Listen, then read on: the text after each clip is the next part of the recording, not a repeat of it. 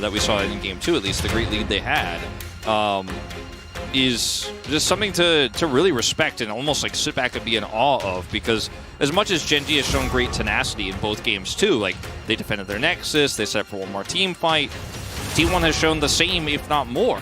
So such a terrifying opponent to now have to reverse sweep. Yeah. It shows, you know, GENG a very strong team, but T1, there's a reason why they were 17-1 with the one slip up against Life Esports in the regular season. And I think they only get stronger as we do move into best of fives. Although KT did really give them a run for their money. Still waiting to see if GENG can do something like that as well, as we have the same bans as Game 2. Yeah, Jace going to be the first pick once again. And then we'll see what T1 decide to do AD carry-wise here. All right, we may be running it back. The Viego actually coming through instead of the Sejuani, though, this time, as it was banned in the second phase. And this has been an old favorite of Owners, you know, much more known for his Lee Sin play. But when he first came onto the scene, when he first became the mainstay jungler, it was a Viego meta, and he was very strong at the pick back then, too.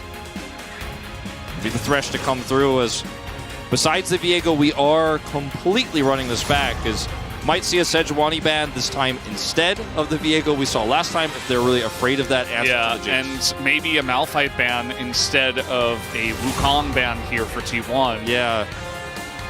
Although, maybe they say, oh yeah, it was fine, like Guba handled it. we'll just let them do it again. I could see a world where they do go for that. I think the safe thing is to just ban Malphite, and they will go for the safe thing. I think that's wise, as this is going to completely change up the draft here for GENG. Lissandra, I think, is a great adaptation here, because Faker has looked really good on it. It weakens the Ahri and LeBlanc picks for Chovy that he's liked to play. Now, this may just open up T1 locking in the LeBlanc themselves, like we were calling for in the previous set. We'll see what Faker decides to do here to save that counter pick for Zeus. Completely the opposite. No. Okay.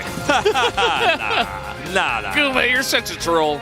I thought, you know, we had... never mind. So, he'll take the Ahri, right? And now you have Thresh, Ahri, Aphelios. We've seen this before. We have seen this crush. It has been something that T1 has brought back to the forefront of the meta, is Ahri Thresh. They don't have to have the Vi necessarily.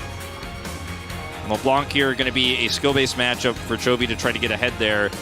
As ornaments to make this comp amplified in the late game and to just weather the storm against this Jace feels very strong here too for T1. And for GENG now, you really have to kind of out-skirmish this team and outplay them at every turn. And it's, once again, giving, in my opinion, Chovy the keys to the GENG van right now, you know, because we're either driving home. Is it for GENG here in the winner's side of the bracket? One more slip up, one more loss in this best of 5, and you are going down to losers. Absolutely. It all comes down to this. Let's see if they can start the return, come back, or will T1 just take it all away? Let's hop onto the rip for Game 3.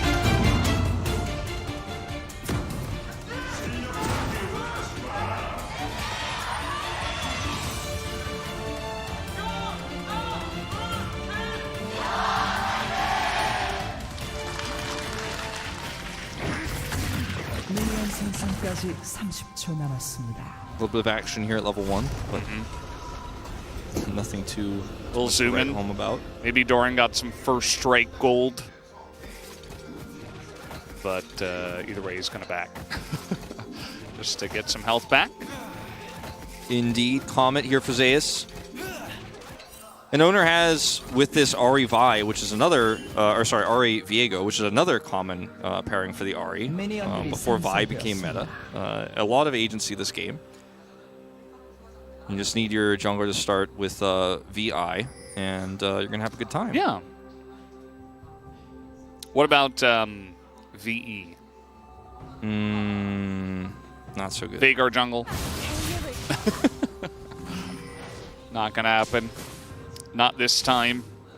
Yeah. I think that Chovy here, obviously on LeBlanc, isn't going to be under as much threat as a lot of our mids have been, right? Because LeBlanc is super mobile, and you could use Distortion to get out of a lot of hairy situations against almost any jungler.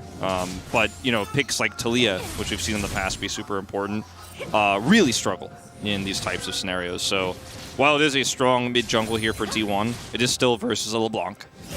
So as long as Chovy doesn't distort too aggressively, you know, you're going to have a lot of safety in this lane. Just have to use your chains as your main form of aggression with your Q. Try to proc electrocute as much as possible. He's already done it once, and because Faker went for Unsealed Spellbook, the electrocute advantage goes to the LeBlanc, and it's just how it's going to be for a little bit. Yeah. We'll have to keep that in mind as the game comes along. We have had a lot of already interesting objective plays and potential steals going either way. Zeus takes a big chunk here. But yeah, Faker on the mobile Ahri might be looking to do some stealing later on in the game. From the red side especially, it's a little bit easier to just hop over the wall and get in there and potentially steal it away alongside of Owner.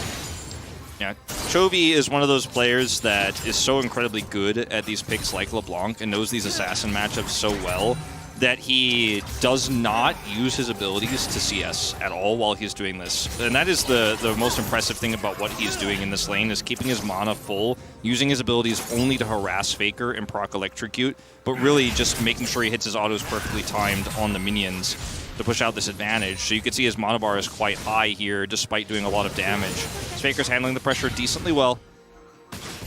Yeah, just doing a good job of that as well. Just going to fall behind just a little bit. As Owner is going for a nice little run into the enemy jungle. They are going to know that he is over there just based on the surprise boom. I believe that he did hit. Either way, he's going to take this top scuttle, and things are going to be calm here for just a moment, which I feel like it's going to benefit Peanut. Gives him some time to try to hit level 6 before Owner gets a little bit too active on the map. Yeah. Doran's ring picked up here for Faker with the early teleport. Look at this read from Peanut. Yeah. He's reading this like a book. Let's see if T1 actually go for it. As it looks like he's just going to back. Okay. T1 kind of avoiding a very scary scenario. Yeah, that was actually really well handled. Delay. Okay, nice little lantern. Going to shield some of that health, but good engage there from Delay, who uses his Ignite, and it's essentially just a harass at the end of the day. Yeah, grabbing a cleanse feels nice from Guma.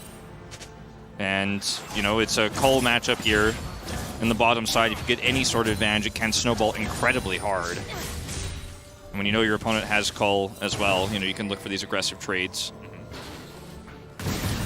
Topside, Orin, ever since his entrance onto the Rift, ever since his release, has been the guy to just go up against the Jace. He's always been the best, especially because of his trading potential. As Faker is actually winning these trades now. Probably hit a charm here to make that happen. Chovy maybe getting a little bit too frisky. Yeah, looks like it. As they're both sitting on Doran rings here. Chovy did pick up the Dark Seal. As the Unsealed Spellbook hasn't been used just yet for Faker. Could maybe look for an Ignite play there, something like that, but doesn't commit hard. And Chovy does have his Corrupting Pot, so it's going to be back to normal here, but at least now the pressure has been relieved. Faker looking like he's going to match this back here, but actually will stay and try to get an early Drake. Obviously, he is his bottom side. So once again, T1 with these early objectives, stacking them up. And it is going to be a Chemtech Drake first. So we know it's not that soul this time, at least. So they know it's like it's definitely not as bad as it has been the last two games with their early advantages. Yeah, I actually, in between games, I got on the phone with Ox, and I had to do a little bit of convincing, but he actually did allow us to not have a Chemtech soul this time. So thank you, Ox.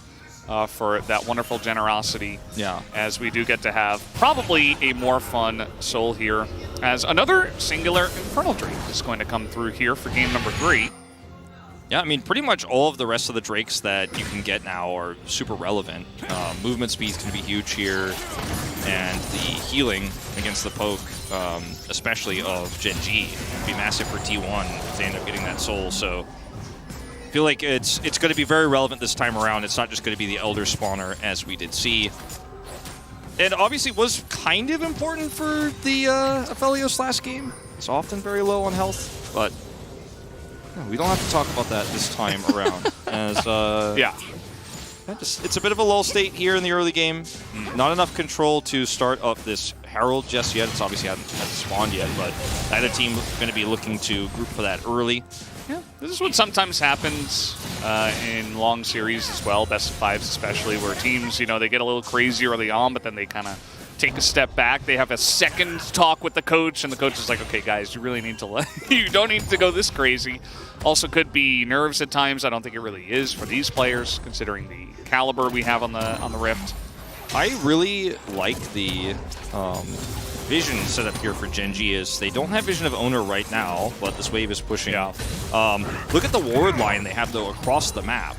They can know where he is at any moment. Uh-oh. Okay? There's the hook onto Delight as he does have flash, as he hops over to Pays, and he's ticking down. First blood. KERIA picks it up in the bottom lane. The Ignite ticks through, and it's enough damage. So even though you had vision of everywhere owner could have been, you didn't use it because the one place you didn't know where he was is on the bottom part of the map here. There's a control vision on the blue buff, and there's vision, of course, or there's a lack of vision in that brush, and they still end up getting hooked. Plate gold is insane here for Guma this early on in the game. It wasn't he who picked up the first blood, but yeah, still. Another one. Yeah, I think he's going to get it because it's a massive wave, and Pays is just trying to get in here and farm. It was one kill. Charm here onto Chovy. He's going to be okay, but now this lane isn't even... You know, he doesn't have any charges on his corrupting pot at the moment.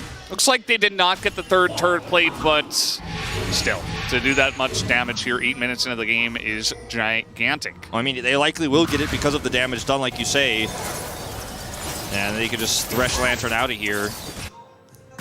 This is pretty huge. Now, they didn't know where owner was, but by the process of elimination, they probably realized there was a good chance he was on the bottom side of the map doing the blue buff and or the Gromp because those were up.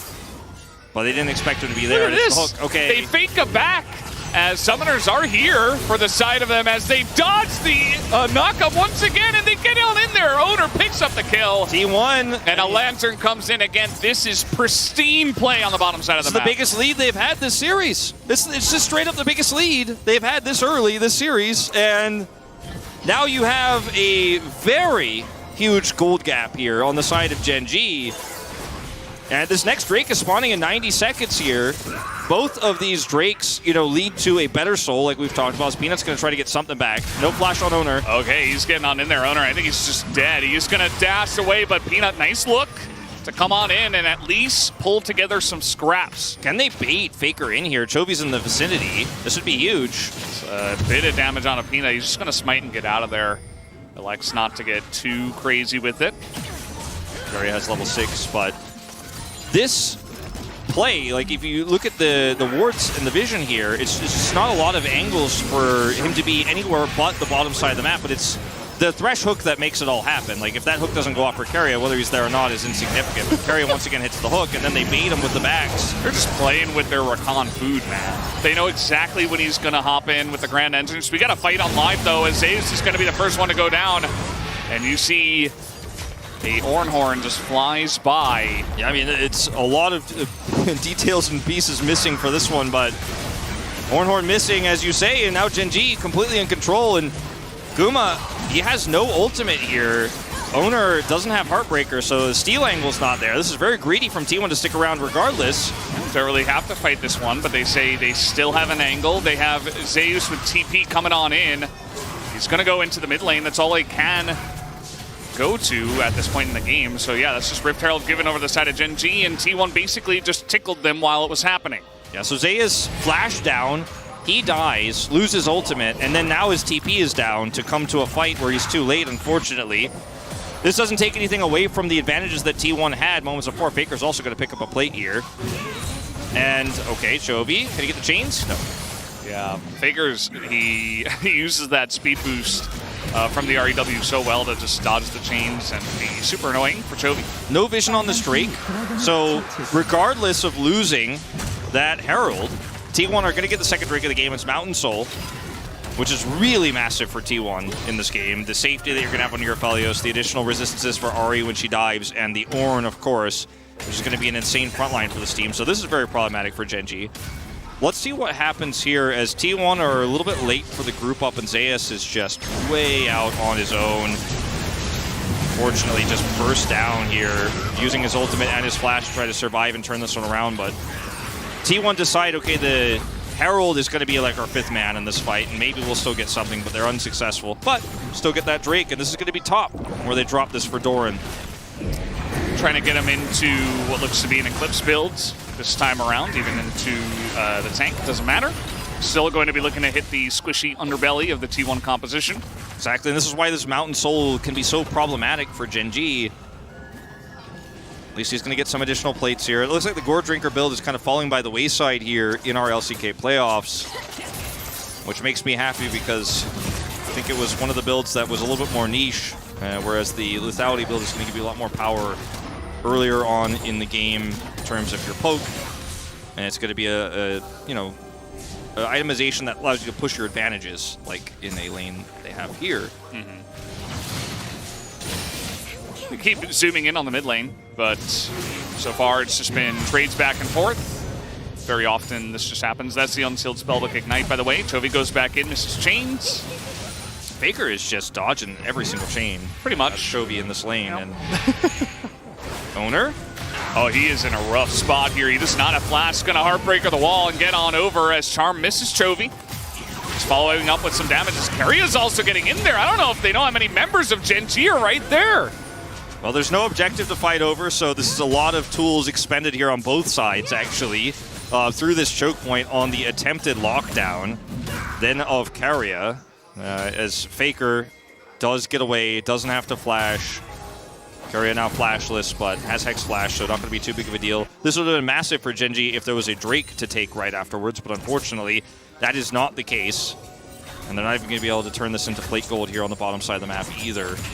So a close call for Owner, who loses only his ultimate, which is on a relatively low cooldown. Doesn't have to flash because he didn't have it. And everything's calm on the Rift as Peanut wants to do something, but no ult. Charm the clone. As here comes Delight. He's got a nice little angle. Pretty sneaky, but they do spot him. Meanwhile, on the top side, this Rift Herald did do a massive chunk into these plates. Doran just looking to pick up a 3rd one before it goes down, but he will be unsuccessful. Yeah, and the more you force these fights on the bottom side of the map, the more Doran is safe to continue to push these advantages here on the top side. So explains a lot of why they were trying to continue to chase and force there. They weren't going to get a bottom side plate. He's unsuccessful getting that plate there, and it's a high-action, low-kill game that we're looking at right now. And the next big fight is going to be for what could be T1's insanely fast soul point, because they got those first 2 Drakes so quickly. We're looking at a 16-minute 3rd Drake of the game if they take it instantly here. So GENG need to be ready and set up for this. Doran has teleport, needs to save it. Chovy looking for that mythic before that fight happens.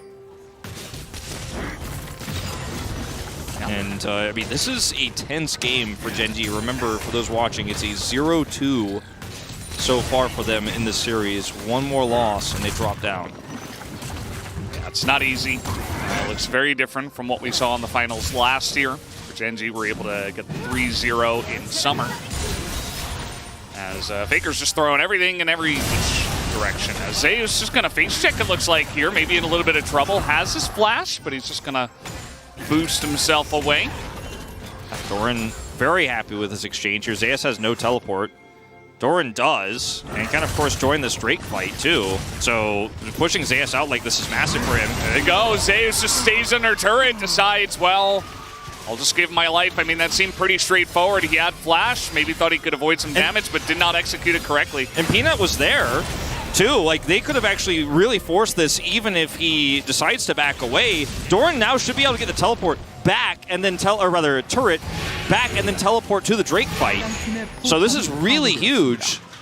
And Zeus, you know, he's respawning here in 10, does have his ult and flash. But T1 need to be better grouped for this Drake. They have Cryo right now. See if they can hold on to it. So Hook going through, they're trying to get whatever pick that they can before this starts, but I don't think it's really going to happen. And now they're 4v5. Zeus is running over as fast as he possibly can. T1 will try to delay the time here and give themselves a chance at this Drake. So that was very close. Faker nearly gets Warrior stirred on. I mean, Faker just seems like he is so incredibly gifted at dodging things in this 3rd game here. He's clearly very in the zone right now. Yeah, he absolutely is. As Hook is in, they get the knock up here. Toby's taking some unnecessary damage on the bottom side. T1 KERIA and Zeus able to set that one up. I mean, now Zeus is here with ult. I mean, this is a tough fight for GENG with LeBlanc being half health. Faker a little bit zoned away from this one at the moment. He's in mid. Spino is able to zone him. They don't have full vision there. It's actually very nice vision control for GENG on the left side, so Faker's got to choose his angles wisely. Is trying to get in there as he does an insane amount of damage to Guma, and T1 say, well, we can't fight that now. GENG gonna pick up the first Mountain Drake. And it's the rare Everfrost LeBlanc, but it's some additional damage here, and that's gonna be the first Drake of the game here for GENG, a very valuable one. You start stacking up these mountains against T1's composition, and it's gonna be very problematic, especially considering the build here from Faker, which is the more standard one here with the Everfrost. But it's going to be a lack of damage on their team composition until Guma hits his third item, LDR, so we're very far away from that. But GENG make his life a lot harder here each step of the way, and every Mountain Drake they deny makes this Jace pick stronger. So they're going to be able to turn this into also a win here where they grab the second Herald of the game on the top side of the map. So massive turnaround here in this game. And GENG really coming back in a big way as Chovy is the one who sets all of that up, as we're going to go back to this, where this is a huge advantage, the initial part of the Drake, where Doran all-in Zeus here, gets the turret and then teleports over to the objective. This hardly even needed to be shown, but Chovy's play in the fight, which I hope we don't miss the replay of, is massive because he's able to threaten Guma. He was just chugging his refillables as well after he went down to half health, so he could actually go in there and make that threat happen. Well, we might not get another look at it because there was no blood on the Rift, True. I suppose. So, yeah, just know that Chovy was able to unlock that angle on the bottom side even after getting chunked out. So we kind of resume our bit of a lull state here. Both of the teams just waiting by. And GENG with a little bit less hard engage. I mean, they still have Wukong and Rakan, of course. It's no Malphite, though, and I feel like that's going to just be even better for the Aphelios because he loves when people are in melee range, such as, you know, the Rakan and the Wukong, but just needs to survive the engage in the first place. Yep. And this is going to be the Herald taking out this turret. Now, this is what they were not able to accomplish with the LeBlanc pick in Game 1, is get rid of this turret so that the LeBlanc has a lot more freedom to come over and punish anyone who's trying to farm in mid. So the farming becomes more difficult for Guma now. Speaking of... okay. That's a Cyclone. He gets away. Excellently baited. No, I'm just kidding. I think that was probably KERIA having a panic attack and being like, get over here on my lantern, why are you pathing that way? Don't walk that way. And then Guma's like, no, dude, it's chill. He got his Cyclone. Yeah. Cyclone for lantern trade. I always trusted you, KERIA. It's okay. Yeah. All calculated. Here's Peanut on the bottom side of the map. As it seems pretty obvious that eventually T1 will try to push in here and take down this turret. And that they do. Big rotation over from a lot of the guys on the side of GENG as there's the shot class, but this is an Ahri with flash we're talking about, so it's not like Faker's in any trouble. Nope. We'll have his teleport back now. And it wasn't like a teleport commitment or anything like that, just a trap set. They saved the turret, so denying some gold is pretty massive. And look at this, the Jace, once again. 2,300 gold at the time we take a look at this. I feel like all three games we've seen this. Let's see what Doran could do with it this time, because he's gotten such a massive lead, like Keen did. Similarly, remember, not quite as big, but a massive lead that Keen had in the KT Rollster series for T1 earlier on in our playoffs. And then T1 was able to survive through and win it out in the end. So yeah, GENG did to make sure they just don't drop the ball here and continue to win these objectives, because I think they absolutely can win this game, and they're on the right track too, because Chovy is also in a good spot this game. They don't have that turret up in mid. Yeah, certainly feels like one of the best chances they'll have in this series so far. As let's see, though, how the fights go out. You see that already the teams are K-ramming just a bit to try to get Bryo in mid lane for the Mountain Drake that's eventually spawning here. Yeah, it looks like GENG going to clear some of this Baron vision, and then they can start setting traps with this LeBlanc like I was talking about. And yeah, the LeBlanc, and oh boy, KERIA's going to have to go back real quick. He's backing on a ward. That is such a sick setup, though. You could see where the Everfrost leads to an empowered Shock Blast. Oh, you're there. Denies the back. You're backing on a ward. Got to be careful. Oh man, KERIA is pushed away here, and this should be GENG getting this Drake here. Worst case scenario, and Owner's forced away now too. Gonna have to Lantern, and man, T1 nowhere near the Drake now as Faker is in the top lane. He has teleport, but he's not threatening anything. A nice angle here for Chovy. Finds Owner, who has to heartbreak away, and now doesn't have that. The poke from the side of GENG from ahead is insane. Yeah. Chovy, man, he does have the keys to the van this game. I'm telling you, he's doing everything by himself right now with no vision. And that's that mid-turret value. Do Baron? Do Baron? There's a control ward here, and there's TP for Doran. He can actually TP safely to top. Okay, they're going to start it. As you see that Doran is still doing this Drake. He's got the TP, as you mentioned. Yes. But is the damage enough? I mean, I don't think they're going to get here on time. Peanut trying to get into the pit. As Zeus going to blow the Horde, but he gets knocked up, and it doesn't matter. Faker with a double snipe. It was not a flip at the end of the day. T1 double smite down the Baron, and they get out. They double smite it, they get away. They have so much mobility here. They have Flash expended for 2 of their players here, but they do end up getting the Baron, so a Baron for Drake trade here. And it was Chovy, in fact, who teleported top, not Doran, so he can't actually blast any of that damage through for the setup for Peanut because he's a LeBlanc. He alone is trying to come through that, but versus double smite, you're never going to win that. And T1 has showed the strat so many times. It happened to KT twice, actually, in the same game. Yeah. And now Faker looking for something. Never mind. That was a successful heist, but will they be able to get map control back is the question that we have to ask here now. It's so important. The first this comp, you need map control, you need vision. Yeah, and the first ornament is set here. It is Guma's, of course, and starting to get that point in the game where the scaling is coming online. But T1 need to group here and I think just push through mid and then put control wards in their wake. Mid tier 1, the very obvious first objective, right?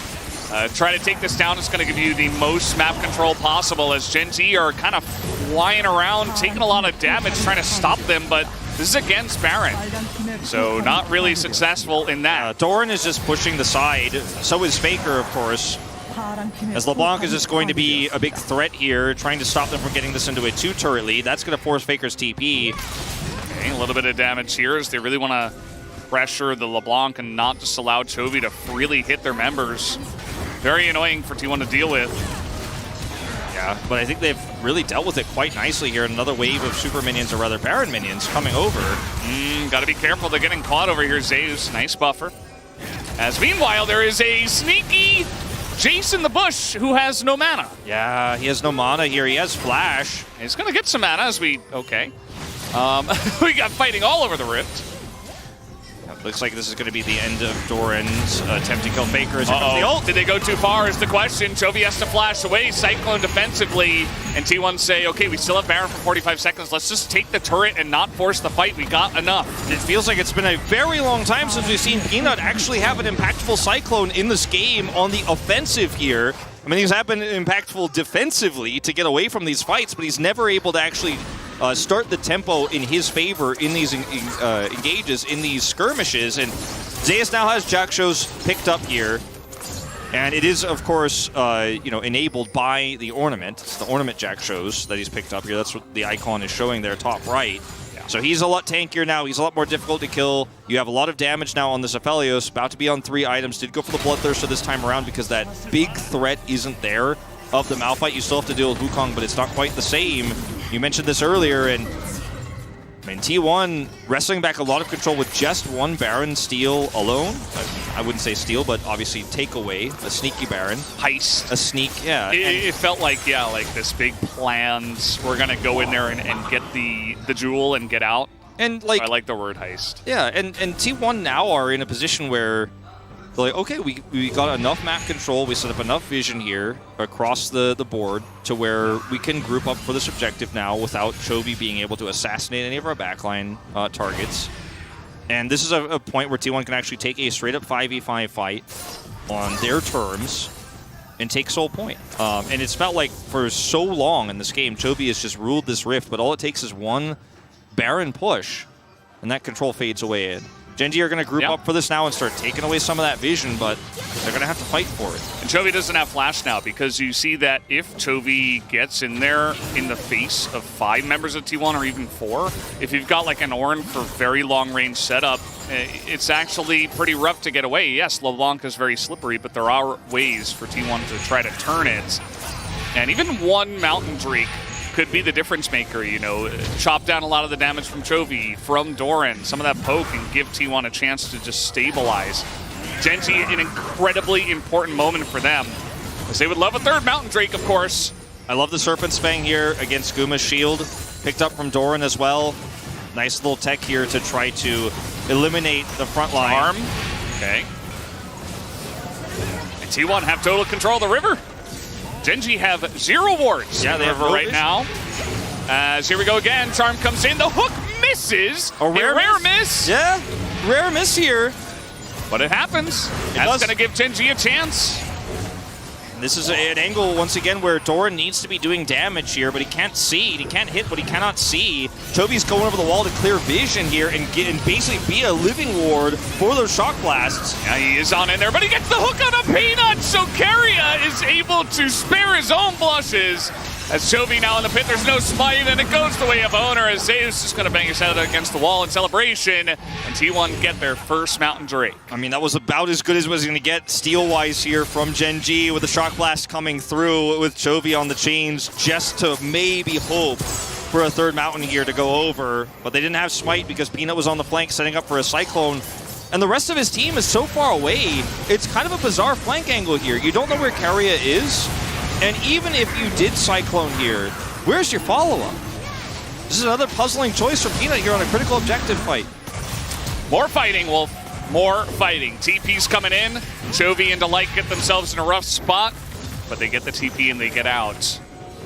And it doesn't matter too much. But the biggest thing is that they're trying to set up for the Baron, and Chovy was trying to get in here and stop them from getting a free entrance into this objective once again.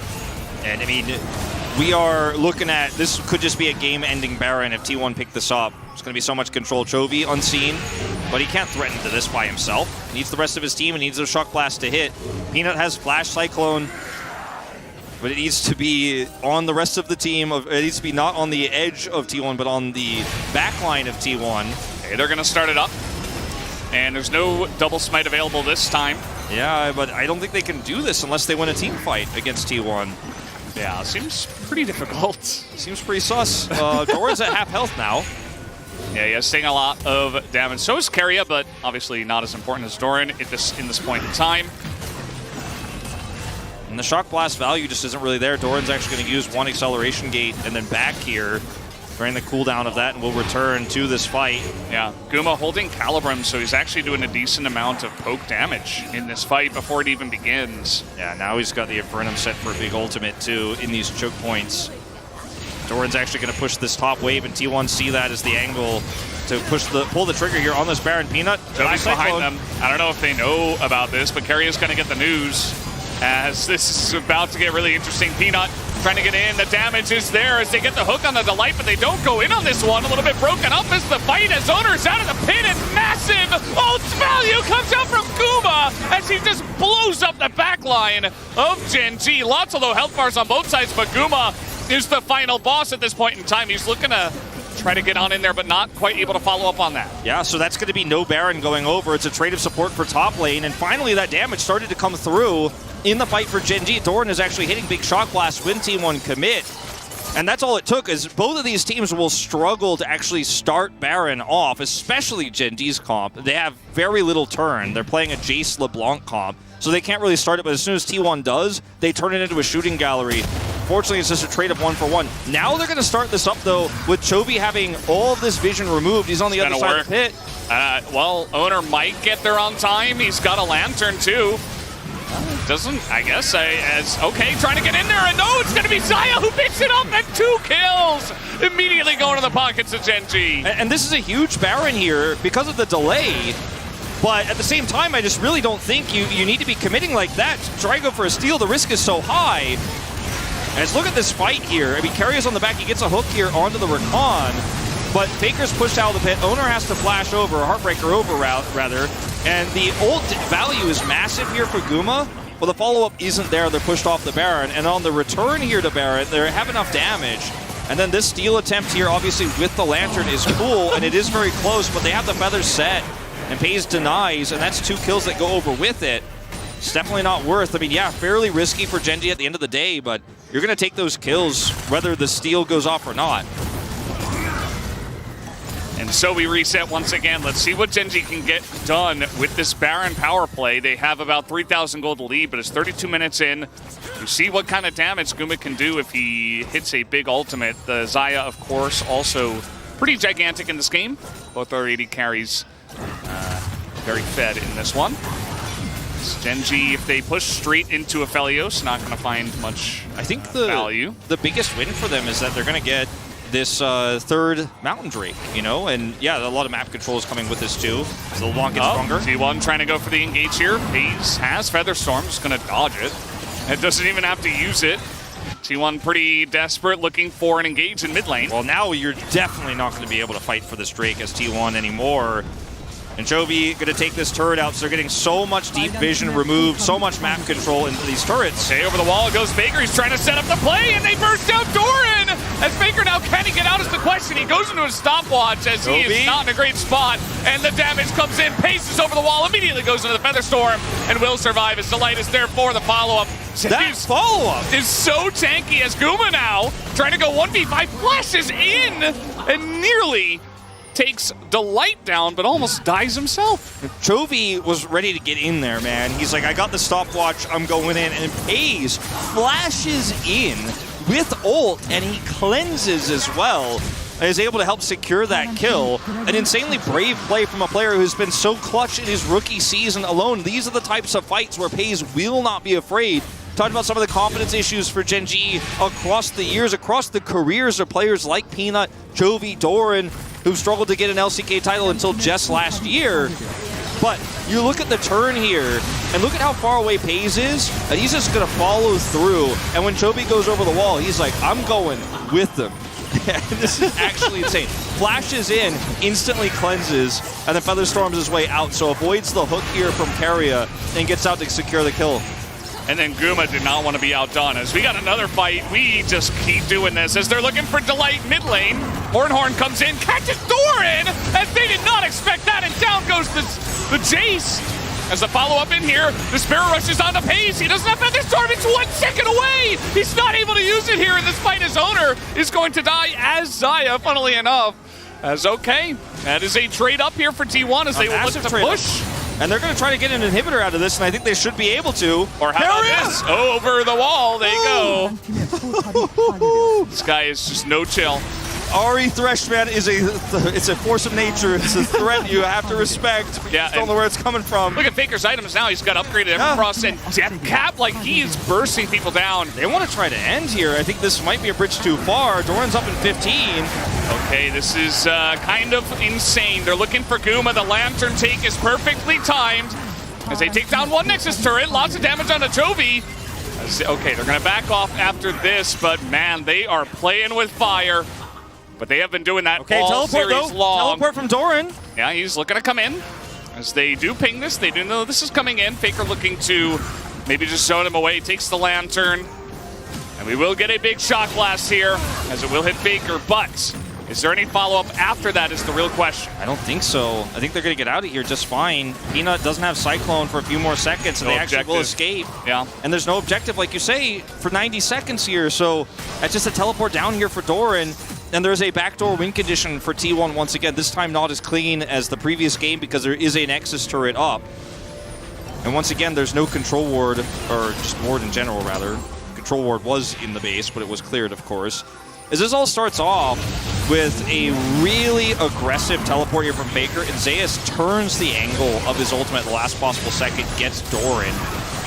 And that's all you need to continue to push forward here. And Pace was like 1 second away. Yeah, his ult is so close. But he doesn't have it in time. So those 2 kills are all the damage removed. Yeah, man, GENG fans got to be really stressing right now. Every game is like pulling teeth. It doesn't matter the lead. It's insane. Still up on gold, but this inhibitor being down means T1 have so much control over objective fights. both of the critical ones coming up here, Baron and the Soul for Mountain. It's the 7th break of the game. Yeah. Still, mid inhibitor once again. He's just going to chew through that super minion like it's a block of cheese.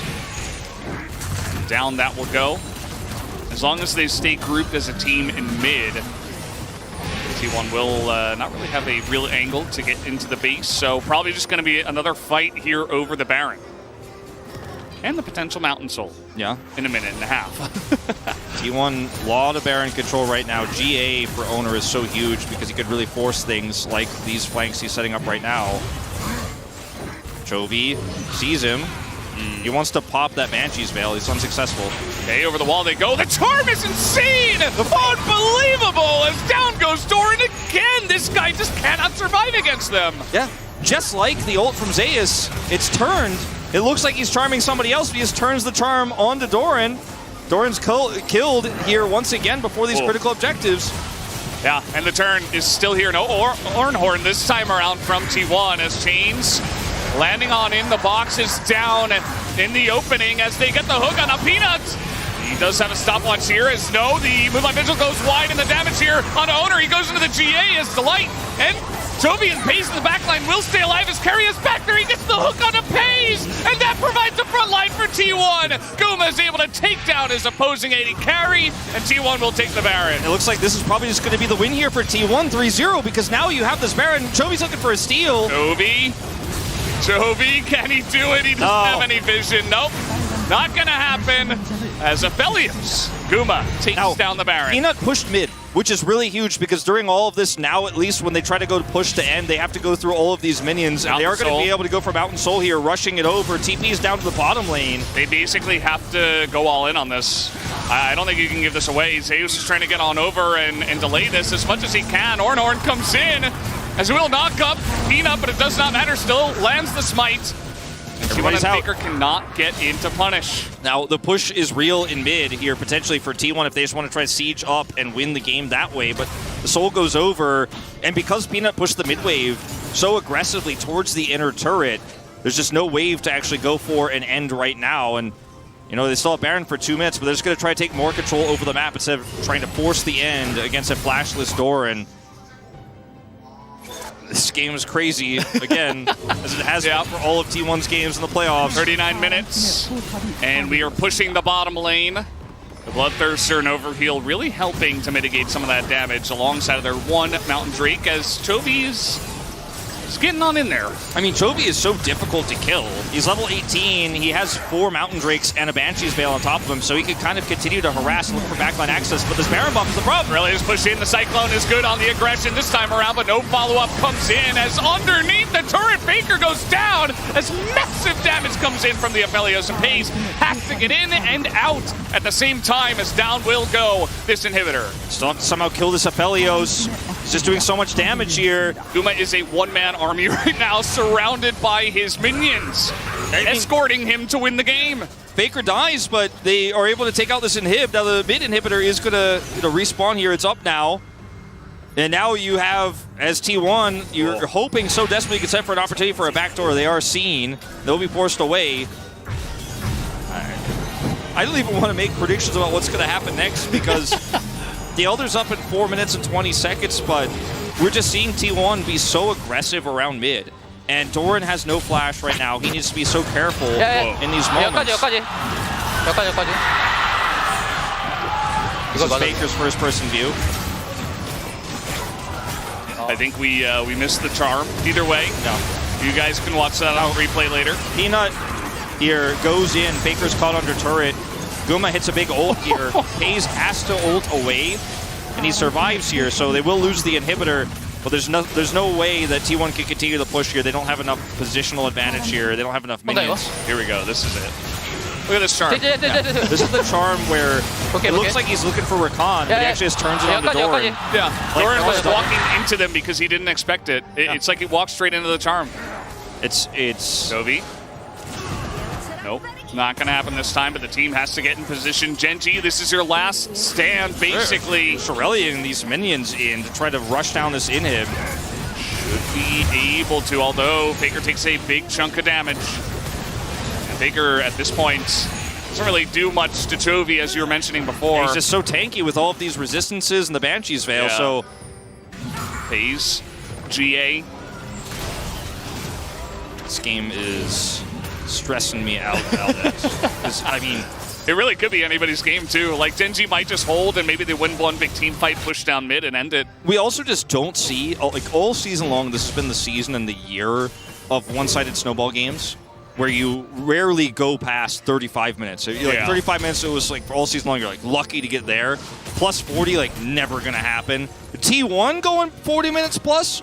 We've seen that more times in playoffs than we've seen in regular season because this team just does not mess up their leads. They snowball. You very rarely get these tense games where the gold is even at 42 and there's 7 Drakes taken. Peak League of Legends right here. This is like, yeah, it's kind of insane. Charm is going to land. Oh, Chovy, he got caught.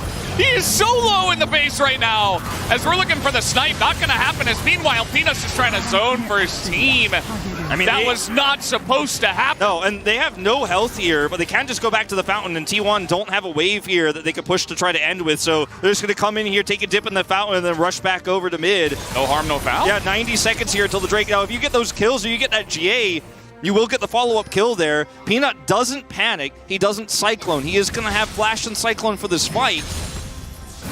And it's going to be about the setup here for the carries, right? And Faker has been getting picks onto Doran. Zeus has been getting picks onto Doran. If Doran survives here, he's got his flash back up. He could do a ton of damage on the setup in the neutral fight. But if you allow Guma to pop off, he is going to do very likely more than what FaZe is going to do in this fight here. He has that ornament, and he's full build. And yeah, so is the Xayah. But the Xayah is going to, I mean, there's just so many threats, right? You have to deal with here. And if Guma has that front line of this extremely large, tanky Ornn, it's just much safer for him to continue to do damage. The offers you have here are much lower on GENG's side in terms of front line. You got a LeBlanc and a Jace. You know, it's just not as safe. You're going to have to ult, and then once you ult, you can't fight anymore. So these Shock Blasts need to hit. The best defense for your AD carry on GENG is a good offense. Yeah. It's good poke. And it's these solo laners getting the damage done before FaZe goes into fight. Well, let's see it happen then. Let's see the execution happen this time around. We saw it happen when Doran hits an accelerated Shock Blast on Nagumi. He just immediately gets his shield back. It's like it barely even happened. As meanwhile, here we go. Engage, they get Guma! They get him down! As he is into his GA in the follow-up here, he's gonna have to try to get out, but no! He goes down! Peanut makes the pick happen! As Faker tries to get in and stop the push of the minions, but I don't think he was successful. They've got a cannon. Yeah, KERIA is going to go down here, and they're going to try to push to end this one, and a clutch play from Peanut in an important series. A very incredible engage. We talked about his flash was coming up. He has Flash Cyclone, and that's what closes the gap on Naguma. Finally, he's popped into his GA, and the follow-up is real, and GENG steal the win away.